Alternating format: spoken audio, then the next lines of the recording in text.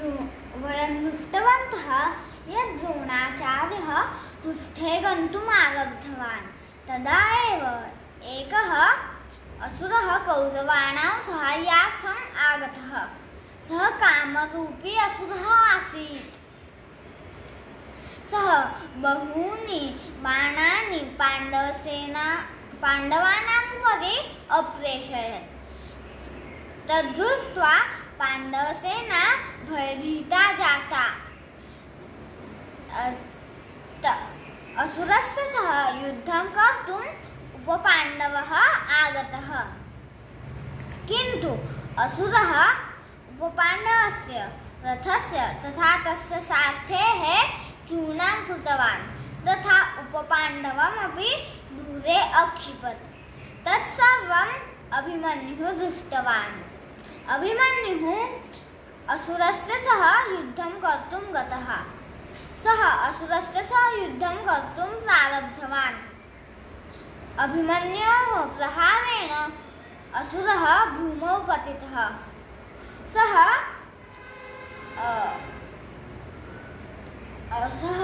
दिवसे एव रात्रि कृतवान्, किन्तु अभिमन्युः एकं बाणं सूर्यास्तेन अभिमन्त्रितं कृत्वा उपरि अप्रेषयत्। तदा एव पुनः रात्रितः दिवसः जातः। असुरः अचिन्तयत् यत् अहं यदि अधिकं कालमत्र तिष्ठामि चेत् मम मरणं भवति। सः तत्रतः पलायितवान्। अधुना तु अभिमन्योः सह भीष्मपितामहः आगतवान्। सः तथा युक्तिं निर्मितवान् यत् सर्वत्रतः बाणवर्षां कृत्वा मध्ये अभिमन्युं स्थापनीयम्। भीष्मपितामहः तत् उपायं कृतवान्। अभिमन्युः भीष्मपितामहस्य शरणम् आगतवान्, किन्तु तस्य द्वितीये एव क्षणे सः तस्य पराक्रमं दृष्टवान्। किन्तु तस्य भीष्मपितामहस्य उपरि आक्रमणं करणस्य इच्छा अपूर्णा जाता। सूर्यास्तः जातः। युद्धं स्थगितम्।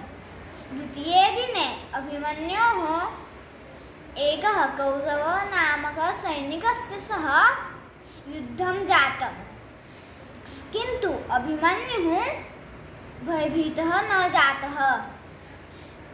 कौरवस्य एकं बाणम् आगत्य अभिमन्योः